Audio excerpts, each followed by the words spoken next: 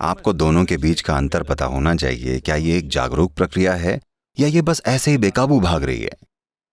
ये बहुत जरूरी है।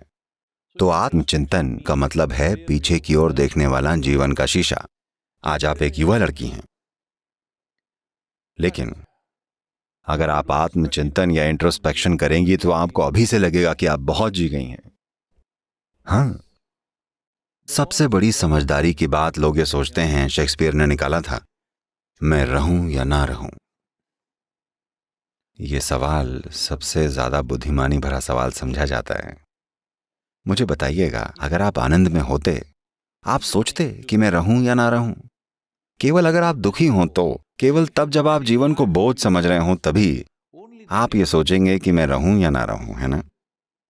तो कई मायनों में आपका आत्मचिंतन, चाहे आप ये थोड़ा थोड़ा करके कर रहे हों या ज्यादा, ये दिमागी बीमारियों की बुनियाद है। क्योंकि आप उस कचरे के डिब्बे में समाधान ढूंढने की कोशिश कर रहे हैं जिसको आप अपना मन कहते हैं। वहां है क्या? केवल वही जो आप में 5 इंद्रियों के माध्यम से आया है और कुछ भी नहीं। अगर आप कुछ नया ढूंढ रहे हैं तो मैं आपको ये बता दूं, अभी आप एक कंप्यूटर इंजीनियर हैं, बनने वाली हैं, राइट?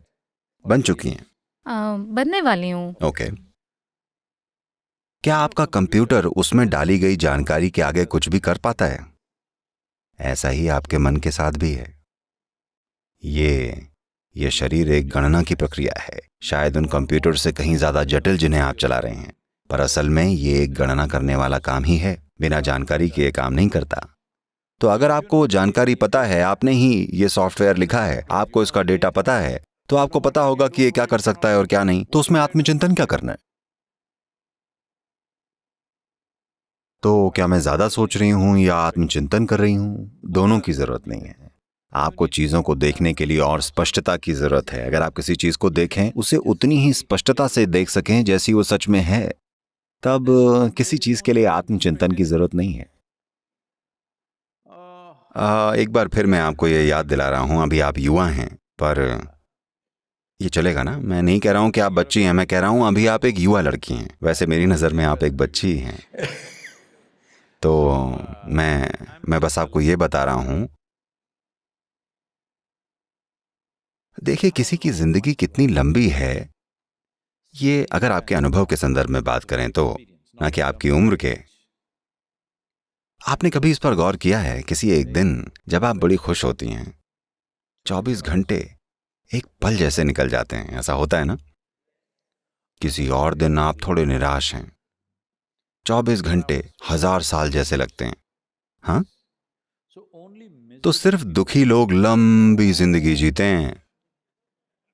अगर आप आनंद में हैं तो ये पूरी हो जाती है इससे पहले कि आप समझ पाएं कि हो क्या रहा है,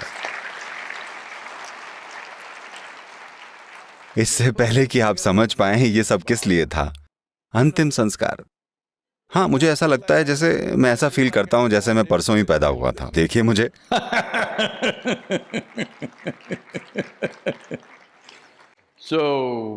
तो प्रॉब्लम यहां पर है, हम अपनी जिंदगी को सुधारने की कोशिश कर रहे हैं आत्मचिंतन से, नैतिकता से, मूल्यों से, विचारों से, फिलॉसफी से, धारणाओं से, रोल मॉडल से, इससे और उससे। नहीं, इनकी जरूरत नहीं है। होना यह चाहिए कि यह जीवन उमंग से भरा हो, यह अपनी सर्वोच्च संभावना तक पहुंचे, ये चमक उठे। अगर आप हर वक्त चमकते रहें तो शारीरिक रूप से आप बढ़िया रहेंगे, आपकी प्रतिभा खिल उठेगी, सब कुछ बढ़िया होगा। और क्या दुनिया में भी ऐसा होगा? नहीं, दुनिया कभी भी 100% वैसी नहीं चलेगी जैसी आप चाहते हैं कि चले।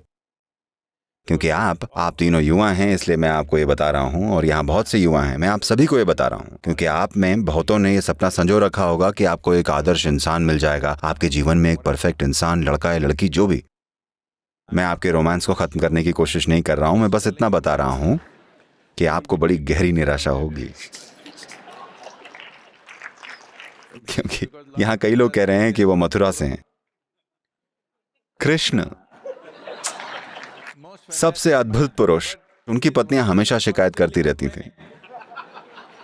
इसलिए नहीं कि उनमें कुछ गलत था, क्योंकि इस सृष्टि की प्रकृति ही ऐसी है कि दुनिया में कोई भी ठीक वैसा नहीं हो सकता जैसा कि आप चाहते हैं, हाँ या ना? तो एक ऑप्शन है, ये एक व्यक्ति आप इस व्यक्ति को वैसा बना सकते हैं जैसा आप चाहते हैं। अगर आप ये एक चीज कर लें तो इन सब चीजों की जरूरत ही क्या है। आपको बस इतना ही करना है। आप एक इंजीनियर हैं, आपको थोड़ी सी इंजीनियरिंग करनी चाहिए, इनर इंजीनियरिंग, ताकि ये वाला बिल्कुल वैसा काम करे जैसा आप चाहते हैं। दुनिया के लिए हम अपना बेस्ट करेंगे।